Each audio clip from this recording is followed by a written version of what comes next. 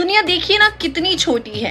अनुपमा और राही बीते करीब 7-8 महीने से एक दूसरे से अलग रह रहे हैं, लेकिन किस्मत माँ बेटी को एक बार फिर एक दूसरे के सामने ले आई है।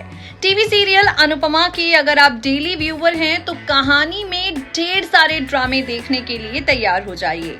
राही और अनुपमा दोनों ही पहुंच चुके हैं नन्हे परी अनाथ आश्रम में, और इस अनाथ आश्रम में पहुंचकर अनुपमा और राही इन दोनों की ही आंखें नम हो गई हैं।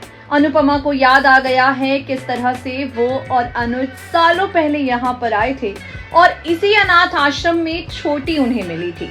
और राही को भी याद आ गया है कि कैसे इस अनाथ आश्रम में उसका बचपन बीता और उसके बाद अनुपमा अनुज उसे ले गए और उसकी जिंदगी बदल गई।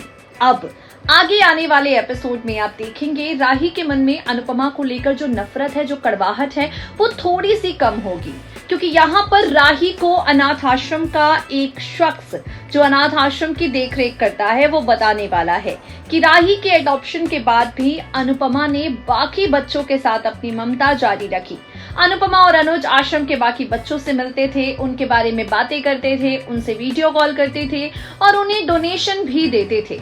राही जो अपनी माँ से ढेर सारी नफरत करती है, उसे for the very first time इस बात का एहसास होगा कि अनुपमा का दिल कितना अच्छा है। For the very first time Rahi को इस बात का एहसास होगा कि अनुपमा कितना ज्यादा प्यार करती थी उससे। अनुज, अनुपमा और राही की फैमिली कितनी ज्यादा परफेक्ट थी। अब राही के मन में अनुपमा को लेकर जो कड़वाहट है वो कम होती है या नहीं, देखना होगा।